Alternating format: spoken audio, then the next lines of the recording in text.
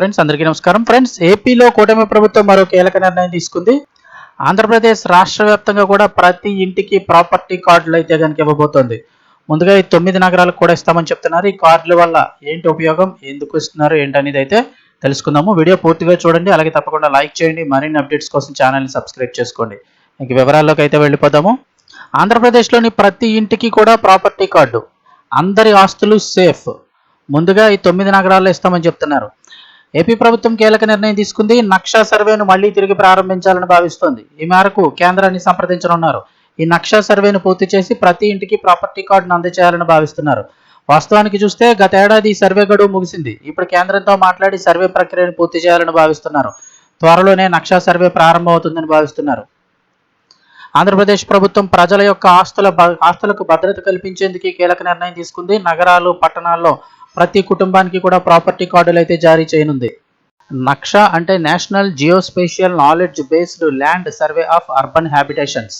ఈ ప్రాజెక్ట్ కింద మళ్ళీ సర్వే చేసి ఇళ్ళు, ఇతర ఆస్తులు, భూములకు అన్నిటికీ కూడా ప్రాపర్టీ కార్డులు ఇస్తారు. వాస్తవానికి చూస్తే గత ఏడాది ఫిబ్రవరిలోని సర్వే గడువు ముగిసిపోయింది. మళ్ళీ ఇప్పుడు తిరిగి సర్వేను ప్రారంభించి పూర్తి చేయించాలని ప్రభుత్వం అయితే కనుక భావిస్తోంది. కేంద్రాన్ని సంప్రదించి ఈ నక్షా సర్వేను తిరిగి ప్రారంభించనున్నారు. కేంద్రం కూడా గ్రామాల మాదిరిగానే నగరాలు, పట్టణాల్లో ప్రజల ఆస్తులను డ్రోన్లు, GIS టెక్నాలజీ ద్వారా సర్వే చేసి ప్రాపర్టీ కార్డులు జారీ చేయాలని నిర్ణయం తీసుకుంది. కేంద్రం 2024 ఈ నక్షా ప్రాజెక్టును మొత్తం 152 నగరాలు, పట్టణాల్లో ప్రారంభించింది. ఆంధ్రప్రదేశ్లో చూసుకున్నట్లయితే కాకినాడ, ఏలూరు, గుంటూరు, మంగళగిరి, తాడేపల్లి, ఒంగోలు, నెల్లూరు, తిరుపతి, కుప్పం, అనంతపురం ఈ 9 నగరాలు ఈ ప్రాజెక్టు కోసం ఎంపిక చేశారు. వాస్తవాన్ని చూస్తే గత ప్రభుత్వ హయాంలో సర్వే పూర్తి చేసి తర్వాత రికార్డుల ఎంట్రీ, మ్యాపింగ్ మాత్రం చేపట్టలేదు. కానీ దేశంలో పలు రాష్ట్రాలు ప్రాపర్టీ కార్డులు జారీ చేసేందుకు సిద్ధమవుతున్నాయి. ఈ క్రమంలో ఆంధ్రప్రదేశ్లో కూడా 2027 మార్చిలోగా ఈ ప్రాజెక్టును పూర్తి చేయాలని ప్రభుత్వం భావిస్తోంది. రాష్ట్రంలో ప్రజలందరికీ పంపిణీ చేసి ప్రాపర్టీ కార్డుల్లో QR కోడ్ స్కాన్ చేస్తే ఆస్తుల వివరాలన్నీ సులభంగా తెలుసుకోవచ్చు.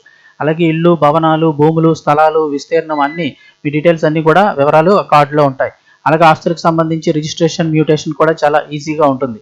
అంటే ఎవరికైనా అమ్మాలన్నా, కొనుక్కోవాలన్నా, ఏం చేసుకోవాలన్నా సులభంగా ఉంటుంది. ఈ ప్రాపర్టీ కార్డుల ద్వారా బ్యాంకుల నుంచి సులభంగా రుణాలు పొందొచ్చు.